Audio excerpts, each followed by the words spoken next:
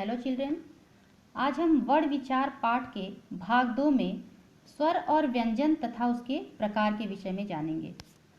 सबसे पहले हम स्वर के बारे में पढ़ेंगे कि स्वर किसे कहते हैं।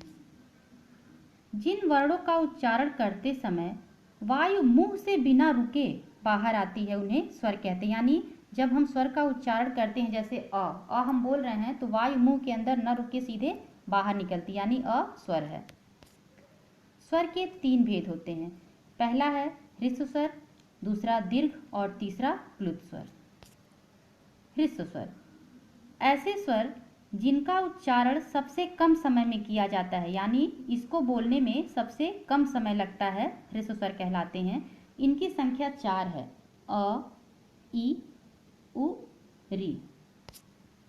दूसरा है दीर्घ स्वर। ऐसे स्वर जिनका उच्चारण ह्रस्व स्वरों से दुगने समय में किया जाता है, यानी इसको बोलने में ह्रस्व स्वर की अपेक्षा दुगना समय लगता है, दीर्घ स्वर कहलाते हैं। इनकी संख्या 7 होती है, आ, बड़ी, बड़ाऊ, ए, ऐ, ओ, औ। तीसरा है प्लुत स्वर। ऐसे स्वर जिनका उच्चारण ह्रस्व स्वरों से तिगुने समय में किया जाता है, जैसे ह्रस्व स्वर को बोलने में सबसे कम टाइम लगता है, दीर्घ स्वर को दुगना टाइम, लेकिन प्लुत स्वर को जब हम उच्चारण में लेते हैं, उच्चारण करते हैं तो ह्रस्व स्वर से तिगुना समय लगता है, यानी इसको बोलने में ह्रस्व स्वर से तिगुना टाइम लगता है, इसे प्लुत स्वर कहते हैं। जैसे ओम, प्लुत स्वर का उच्चारण अधिकतर मंत्रोच्चारण में ही किया जाता है। अब स्वर के बाद हम व्यंजन पर आते हैं कि व्यंजन किसे कहते हैं। जिन वर्णों का उच्चारण करते समय वायु मुंह से रुक कर बाहर आती है उसे व्यंजन कहते हैं। जैसे स्वर में वायु सीधे बाहर आती थी, लेकिन व्यंजन का जब हम उच्चारण करते हैं तो वायु मुंह के अंदर रुकती है फिर बाहर आती है। व्यंजन हमेशा स्वरों की सहायता से बोले जाते हैं।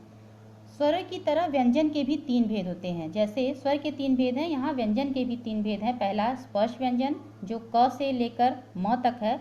नाम से ही पता चल रहा है कि स्पर्श यानी मुंह के अंदर वायु स्पर्श करके फिर बाहर निकलती, क से म तक। दूसरा है अंतस्थ व्यंजन। अंतस्थ व्यंजन की संख्या 4 है, य, र, ल, व। अंतस्थ व्यंजनों में जीभ मुख के विभिन्न भागों का पूरी तरह स्पर्श नहीं करती है, अर्थात आधा स्पर्श करती है और आधा नहीं। इनकी संख्या 4 है, य, र, ल, व। तीसरा है ऊष्म व्यंजन। ऊष्म का अर्थ है गर्म। जिन व्यंजनों के उच्चारण में वायु मुख के विभिन्न भागों से रगड़ खाती हुई बाहर आती है और गर्मी पैदा करती है, यानी इसको बोलने में गर्मी महसूस होता है, उसे ऊष्म व्यंजन कहते हैं। जैसे श, ह, स, ह, ये ऊष्म व्यंजन है। इनकी संख्या 4 है। Thank you.